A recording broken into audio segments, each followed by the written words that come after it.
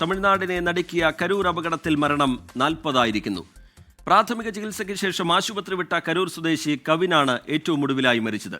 111 പേരാണ് പരിക്കേറ്റ് ചികിത്സയിലുള്ളത്. അപകടത്തിൽ തമിഴ്നാട് സർക്കാർ ജുഡീഷ്യൽ അന്വേഷണം പ്രഖ്യാപിച്ചിട്ടുണ്ട്.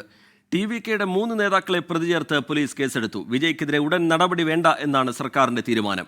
റാലിക്കിടെ ഉണ്ടായ അപകടത്തിൽ പോലീസിനെയും TVK സംഘാടകരെയും ഒരുപോലെ പഴിക്കുകയാണ് നാട്ടുകാർ. പോലീസുകാർ വളരെ കുറവായിരുന്നു, ഇങ്ങോട്ട് എത്താൻ പറ്റിയില്ല. പുള്ളി അവിടെ നിന്ന് ഇവിടെ വരണ വരെ പുറത്ത് വന്ന് കൈ കാണിച്ചിരുന്നെങ്കിൽ ആൾക്കാർ കണ്ട് മുന്നോട്ട് പോകുമായിരുന്നു. പുള്ളി ഇവിടെ വന്നിട്ടാണ് പുറത്ത് വരുന്നത്, മുകളിൽ വരണത്. അതുവരെ പുറത്ത് വന്നില്ല വിജയ്. അതാ പ്രശ്നം. ഭയങ്കര തിരക്കായിരുന്നു, ശ്വാസം വിടാൻ പോലും അങ്ങനെ ബുദ്ധിമുട്ടായിരുന്നു. അങ്ങനെ നേരമാകുമ്പോൾ തിരക്ക് കൂടി ആൾക്കാരെങ്കിലും താഴോട്ട് വീണു. രക്ഷപ്പെട്ട് ദൈവാധീനം കൊണ്ട് ഞാൻ രക്ഷപ്പെട്ടു. കറണ്ടിന് പോയിരുന്നില്ലെങ്കിൽ ഭയങ്കര പ്രശ്നമായിരുന്നു. വലിയ പ്രശ്നമായിരിക്കും. കാരണം അവിടെ കൊമ്പി കയറി മരത്തിൽ കയറി ഷോക്ക് അടിച്ച് ഭയങ്കര പ്രശ്നമായിരിക്കും. കറണ്ട് ഓഫ് ചെയ്ത് നല്ലതാ. കുഞ്ഞുങ്ങളൊക്കെ പെണ്ണുങ്ങൾ ചെറിയ കുട്ടികളെല്ലാം താഴോട്ട് വീണു. ഭയങ്കര സംഭവമാണ്. അപകടത്തിൽ ഗൂഢാലോചന ആരോപിച്ച് TVK ഹൈക്കോടതിയെ സമീപിച്ചിരിക്കുകയാണ്. ദുരന്തഭൂമി സന്ദർശിക്കാൻ വിജയ് പോലീസിന്റെ അനുമതി തേടി. TVK റാലിയിൽ വിജയ്ക്കെതിരെ കല്ലേറുണ്ടായി എന്ന ആരോപണം തമിഴ്നാട് ADGP ഡേവിഡ്സൺ തള്ളി. വിജയ്ക്ക് നേരെ കല്ലേറുണ്ടായിട്ടില്ല. 20 പേർക്ക് ഒരു പോലീസ് എന്ന നിലയിലാണ് സുരക്ഷ ഒരുക്കിയത്. പോലീസ് കൃത്യമായ നിർദ്ദേശം നൽകിയതിന്റെ അടിസ്ഥാനത്തിലാണ് ആംബുലൻസുകൾ വന്നതെന്നും ADGP പറഞ്ഞു. In all these places, only thing is the crowd that is coming behind the vehicle and also joining the place where the meeting is happening. So this is actually intensifying at that point of time. Everybody wants to see their leader, and they are pushing towards the vehicle. We were able to bring the leader up to that point only because police was able to handle it. But what happened at that place is a subject for the examination by the commission. The case has been registered. The investigation will find out who are all involved in this. Okay? Right. Karur ദുരന്തത്തെക്കുറിച്ച് അന്വേഷിക്കുന്ന ഏകാംഗ commission retired judge Arun ജഗദീശൻ സംഭവസ്ഥലത്തേക്ക് എത്തിയിട്ടുണ്ട്. സൂരജ് സജി കരൂരിൽ നിന്ന് വിവരങ്ങളുമായി ചേരുന്നുണ്ട്. ഒപ്പം തന്നെ മുഹമ്മദ് റഹീസും ഏറ്റവും ഒടുവിലായി പുറത്തുവന്ന വിശദാംശങ്ങൾ പ്രേക്ഷകരുമായി പങ്കുവയ്ക്കും. ആദ്യം സൂരജ് സജിയിലേക്കാണ്. സൂരജ്, സംഭവവുമായി ബന്ധപ്പെട്ട് പോലീസിനെതിരെ ഗുരുതര സ്വഭാവത്തിലുള്ള ചില ആക്ഷേപങ്ങൾ TVK ഉയർത്തിയിരുന്നു. ഇതിലൊരു ഗൂഢാലോചനയുണ്ട് എന്ന കാര്യം ചൂണ്ടിക്കാട്ടിക്കൊണ്ടൊക്കെ ഹൈക്കോടതിയിലേക്ക് പോയ സാഹചര്യവുമുണ്ട്. അതിനിടയിലാണ് പോലീസ് ഈ ആക്ഷേപങ്ങളെ അക്കമിട്ട് നിരത്തിക്കൊണ്ട് അത് തള്ളുന്ന തരത്തിൽ പ്രതികരിക്കുന്നത്. കൂടുതൽ ആൾക്കൂട്ടമുണ്ട്, അത് നിയന്ത്രിക്കാൻ കഴിയാത്തതാണ് എന്ന കാര്യം TVK നേതൃത്വത്തെ ചൂണ്ടിക്കാട്ടിയിരുന്നു. പക്ഷേ അവർ അനങ്ങിയില്ല. പ്രഭാത ഭക്ഷണം പോലും കഴിക്കാതെ അവിടെ വന്ന ആളുകളുണ്ടായിരുന്നു. അവർക്കൊരു കുപ്പി വെള്ളം നൽകാൻ പോലും സംഘാടകർ തയ്യാറായില്ല. കല്ലേറുണ്ടായി എന്ന വാദം പോലീസ് തള്ളുന്നു. ഏറ്റവും ഒടുവിലായി പുറത്തുവരുന്ന വിവരങ്ങൾ എങ്ങനെയാണ്? TVK കൂടുതൽ പ്രതിരോധത്തിലേക്ക് പോകുന്നുണ്ടല്ലോ സൂരജ് സജി. ഇന്നലെ ഈ സംഭവം അരങ്ങേറിയതിന് ശേഷം TVK ആദ്യം തന്നെ പോലീസിനെ പ്രതിക്കൂട്ടിൽ നിർത്താനുള്ള ഒരു ശ്രമമാണ് നടത്തിയത്. അവർ ആദ്യമേ തന്നെ പോലീസിന് ഈ വിഷയത്തിൽ വീഴ്ചയുണ്ടായി.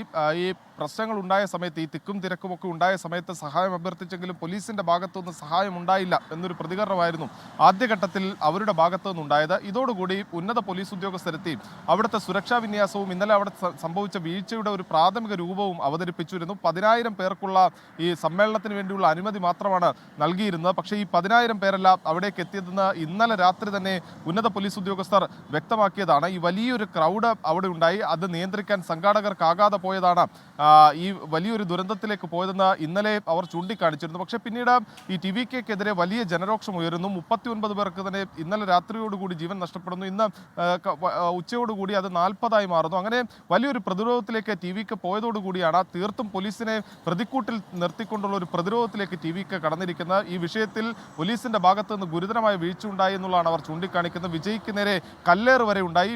പലതവണ കല്ലേറുണ്ടായിട്ടും പോലീസ് ഈ വിഷയത്തിൽ ഇടപെട്ടില്ല എന്നുള്ള അടക്കമുള്ള ഗുരുതരമായ ആക്ഷേപങ്ങൾ ഉന്നയിക്കുന്നു. ഇത് ഉന്നയിക്കുന്നു എന്ന് മാത്രമല്ല, ഇക്കാര്യങ്ങൾ ചൂണ്ടിക്കാട്ടിക്കൊണ്ട് നാളെ മദ്രാസ് ഹൈക്കോടതിയിൽ ഹർജി സമർപ്പിക്കാൻ ഒരുങ്ങുകയാണ് പോലീസ് ആകട്ടെ. പക്ഷേ ഈ ആരോപണങ്ങൾക്കെല്ലാം അക്കമിട്ട് നിരത്തി മറുപടി നൽകുന്നുണ്ട്. ഈ 10,000 പേരുടെ പരിപാടിക്കാണ് പോലീസ് അനുമതി നൽകിയത്. ആ 10,000 പേരിൽ 20 പേർക്ക് ഒരു പോലീസ് എന്ന നിലയിൽ പോലീസിന്റെ വിന്യാസമുണ്ടായി. അതോടൊപ്പം തന്നെ ഉന്നത പോലീസ് ഉദ്യോഗസ്ഥർക്ക് ഓരോ മേഖല തിരിച്ചുകൊണ്ടുള്ള ഈ ചാർജ് അടക്കം നൽകിയതാണ്. പക്ഷേ അവിടെ വലിയ രീതിയിലുള്ള ക്രൗഡ് ഉണ്ടായി. 10,000-ത്തിലധികം ആളുകൾ ഒഴുകിയെത്തിയപ്പോൾ തന്നെ സംഘാടകരോട് വിവരം ധരിപ്പിച്ചിരുന്നു. പക്ഷേ അവരെ തടയുന്നതിനോ അല്ലെങ്കിൽ ഈ മേഖലയിലേക്ക് ആളുകളുടെ എണ്ണം കുറയ്ക്കുന്നതിനുള്ള ഒരു നടപടിയും ഇവരുടെ ഭാഗത്തുനിന്ന് ഉണ്ടായിട്ടില്ല എന്നുള്ളതാണ് ADGP ചൂണ്ടിക്കാണിക്കുന്നത്. അങ്ങനെ സംഘാടകരുടെ ഭാഗത്തുനിന്നുണ്ടായ പിഴവ് അക്കമിട്ട് നിരത്തുന്നു. അവിടെ രാവിലെ മുതലെത്തിയ ആളുകളുണ്ട്. അവർക്ക് ഭക്ഷണമോ വെള്ളമോ സജ്ജീകരിച്ചില്ല. ഒരു തുറന്ന പ്രദേശത്തായിരുന്നു ഈ പരിപാടി നടത്തേണ്ടത്. പക്ഷേ ഇടുങ്ങിയ ഒരു റോഡ് തന്നെ തിരഞ്ഞെടുക്കുന്നു. അതെല്ലാം തന്നെ ഈ അപകടത്തിന്റെ ആക്കം കൂട്ടി എന്നുള്ളതാണ് പോലീസ് ചൂണ്ടിക്കാണിക്കുന്നത്. എന്തായാലും നാളെ സ്വാഭാവികമായും വിജയ് വിഷയങ്ങൾ ചൂണ്ടിക്കാണിച്ചുകൊണ്ട് ഹൈക്കോടതിയെ സമീപിക്കും, അവിടെ ഹർജിയും സമർപ്പിക്കും. അവിടെയും പോലീസിന്റെയും സർക്കാരിന്റെയും എതിർവാദങ്ങൾ ഇതൊക്കെ തന്നെയാകും. ടി കെ സൂരജ് സജിയാണ് കരൂരിൽ നിന്ന് വിശദാംശങ്ങൾ പങ്കുവെക്കുന്നത്. റഹീസ് കൂടി വിവരങ്ങളുമായി ചേരുന്നുണ്ട് കരൂരിൽ നിന്ന്. റഹീസ്, ഇപ്പോൾ ഈ ദുരന്തഭൂമിയിലേക്ക് എത്തണം എന്നുള്ള കാര്യം പോലീസിനോട് വിജയ് ആവശ്യപ്പെട്ടിട്ടുണ്ട്. അതിലൊരു അനുകൂല സമീപനം പോലീസ് സ്വീകരിക്കാനുള്ള സാധ്യതയുണ്ടോ? മറ്റൊന്ന്, ഇതുമായി ബന്ധപ്പെട്ടുള്ള ചില രാഷ്ട്രീയ വശങ്ങളാണ്. ഇത്രയും വലിയൊരു ദുരന്തമായതുകൊണ്ട് തന്നെ ഡയറക്റ്റായി ഈ വിഷയം ഉയർത്തിക്കൊണ്ട് ഒരു പൊളിറ്റിക്കൽ അറ്റാക്ക് എന്നുള്ള നിലയിലേക്കല്ല DMK കടക്കുന്നത്, അതിശക്തമായ ഒരു പൊളിറ്റിക്കൽ അറ്റാക്ക് എന്നുള്ള നിലയിലേക്കല്ല DMK കടക്കുന്നത്. വിജയ് ഇപ്പോൾ പ്രതി ചേർത്തിട്ടുമില്ല. പക്ഷേ DMK ഈ വിഷയം സജീവമായി ഉയർത്താൻ പോകുന്നു, TVK പ്രതിരോധത്തിലാക്കുന്ന തരത്തിൽ തന്നെ. എന്താണ് ഒടുവിലായി നടക്കുന്ന സംഭവവികാസങ്ങളിൽ നിന്ന് നമ്മൾ മനസ്സിലാക്കുന്നത് മുഹമ്മദ് റയീസ്?